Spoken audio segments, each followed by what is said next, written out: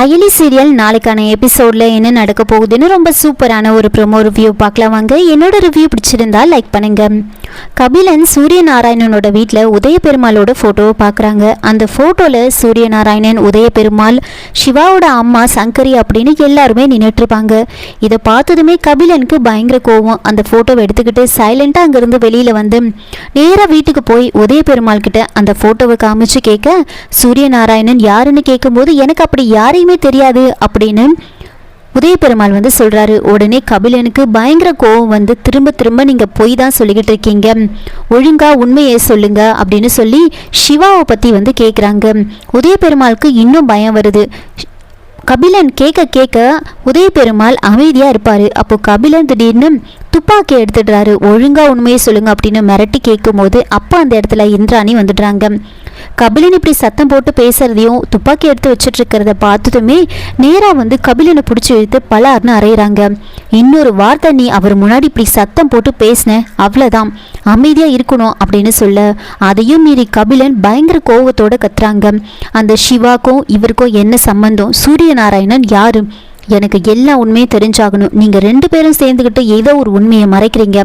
ஆனால் அந்த உண்மை தெரியும் போது என்ன நடக்கணும் எனக்கே தெரியாது அப்படின்னு சொல்லி ரொம்ப கோவமாக அவர் கையில் இருந்த ஃபோட்டோவை தூக்கி உடச்சி போட்டுட்டு அங்கேருந்து போக, அப்போது வெளியில் செல்வநாயும் ரித்திகாவும் இருப்பாங்க. என்ன ஏதோ சத்தம் கேட்குது அப்படின்னு நேராக உள்ளே ஓடி வர கபிலன் ரொம்ப கோவமாக போகிறத பார்த்துருப்பாங்க. நேராக வந்து இந்திராணி கிட்ட வந்து கேட்குறாங்க, என்னாச்சு, ஏன் அவர் இவ்வளோ கோவமாக போகிறாரு அப்படின்னு கேட்க, அது ஒன்றும் இல்லை, கபிலனுக்கும் சித்தப்பாக்கும் ஒரு சின்ன ஆர்குமெண்ட் பிஸ்னஸ் விஷயத்தில், அதனால தான் அவ்வளோ கோவமாக போகிறான் அப்படின்னு சொல்ல, அவர் கோவமாக போகிறத பார்த்தா பிஸ்னஸ் விஷயத்தில் எந்த பிரச்சனையும் இருக்கிற மாதிரி தெரியலையே அப்படின்னு சொல்ல, நான் தான் சொல்கிறேன்ல ஏன் திரும்ப திரும்ப அதை பற்றியே கேட்டுட்ருக்கா அப்படின்னு சொல்கிறாங்க. உடனே அந்த ஃபோட்டோவை யாரும் பார்த்துடக்கூடாது அப்படின்றதுக்காக அந்த ஃபோட்டோவை மறைச்சி இந்திராணி எடுத்துகிட்டு போக, ஆமாம் கையில் என்ன ஃபோட்டோ அது, அப்படி கொடுங்க நான் பார்த்துட்டு கொடுக்குறேன் அப்படின்னு ரித்திகா சொல்கிறாங்க. அது ஒன்றும் இல்லை, சித்தப்பாவோட பழைய ஃபோட்டோ தான், வேண்டாம் விடு அப்படின்னு சொல்லும்போது, ஏன் அந்த ஃபோட்டோவை பார்க்குற உரிமை கூட எனக்கு கிடையாதாம், கொடுங்க அப்படின்னு இந்திராணி கிட்ட அந்த ஃபோட்டோவை கொடுக்க சொல்லி சண்டையும் போடுறாங்க. ஒரு ஸ்டேஜில் இந்திராணி ரித்திகா பண்ணுறதை பொறுத்துக்க முடியாமல் ரொம்ப கோவமாக திட்டிட்டு அந்த ஃபோட்டோவை எடுத்துக்கிட்டு அங்கேருந்து வந்து போயிடுறாங்க. அப்போ உதய பெருமாள் அயலி சிவா கிட்ட வந்து பேசுகிறாங்க.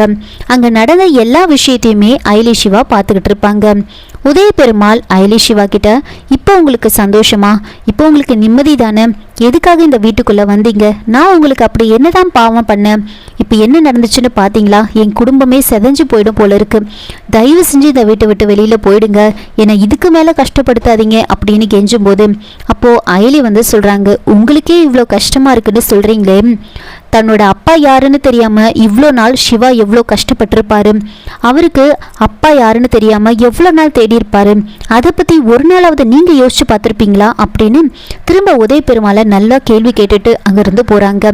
அவங்களுக்கு ஒரு சந்தேகம், எப்படி கபிலன் கையில் இந்த ஃபோட்டோ கிடைச்சிது, அப்போது சூரியநாராயணன் வீட்டுக்கு நாம் போகும்போது கபிலன் நம்மளை ஃபாலோ பண்ணிக்கிட்டு வந்திருக்கணும், ஒருவேளை சூரியநாராயணன் மாமாவை அவன் தான் ஏதாவது பண்ணியிருப்பானோ அப்படின்னு சிவாவுக்கு ஒரு சந்தேகம் வருது. அயலி அப்படியெல்லாம் பண்ணியிருக்க வாய்ப்பில்லை அப்படின்னு பேசிக்கிட்டு இருக்காங்க. 2 பேரும் பேசிகிட்டு இருக்கிற அந்த சமயத்தில் இந்திராணி அங்கே வராங்க. வீட்டில் நடந்த பிரச்சனையெல்லாம் வச்சு பார்த்துட்டு இந்திராணி அவங்க கிட்ட பேசலான்னு வராங்க.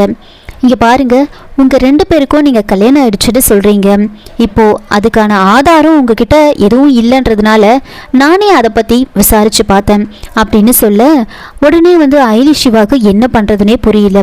அப்போ திடீர்னு இந்திராணி ஒரு வீடியோ எடுத்து காமிக்கிறாங்க. அந்த வீடியோ கோவிலில் அவங்க 2 பேரும் பேசினது, அவங்க 2 பேரும் கோவிலிருந்து நடந்து வந்தது அப்படின்னு அந்த சிசிடிவி ஃபுட்டேஜை வந்து காமிக்கிறாங்க. இதை பார்த்ததுமே அயலி சிவா கொஞ்ச நேரம் வந்து அமைதியாயிடுவாங்க, அப்படியே ஷாக் ஆவாங்க.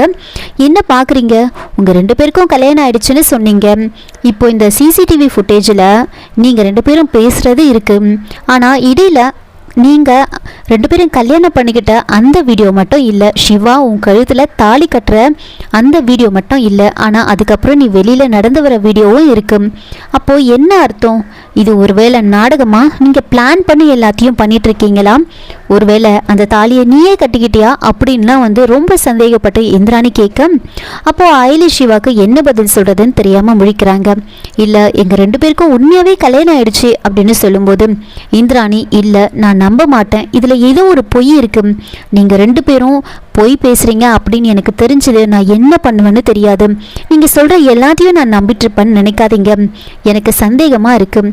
நாளைக்கு வரைக்கும் உங்களுக்கு டைம் கொடுக்குறேன். ஒழுங்காக உங்கள் 2 பேருக்கும் உண்மையாகவே கல்யாணம் ஆயிருக்கு அப்படின்னு அதுக்கான சாட்சியோடு நீங்கள் என்கிட்ட வரணும்.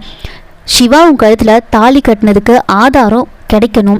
அதை நீங்கள் காமிச்சா மட்டும்தான் இந்த வீட்டில் இருக்க முடியும். அதுக்கப்புறம் நீங்கள் சொன்னதெல்லாம் போய் உங்கள் 2 பேருக்கும் கல்யாணம் ஆகலை அப்படின்னு எனக்கு தெரிஞ்சது. அப்புறம் நான் என்ன பண்ணுவேன்னு எனக்கே தெரியாது அப்படின்னு சொல்லி இந்திராணி ரொம்ப கோவமாக அயலி சிவா கிட்ட டைம் கொடுத்துட்டு அதை பற்றி சொல்லிட்டும் போகிறாங்க. இப்போது அயலியும் சிவாவும் என்ன பண்ணுறது, நாம் எப்படி ஆதாரம் தேடுறது அப்படின்ற மாதிரி ரொம்ப யோசிச்சுக்கிட்டு இருப்பாங்க. இதோட இந்த ப்ரோமோ முடிச்சிருக்காங்க. என்னோட ரிவ்யூ பிடிச்சிருந்தா லைக் பண்ணுங்கள், மறக்காமல் சப்ஸ்கிரைப் பண்ணுங்கள். தேங்க்யூ.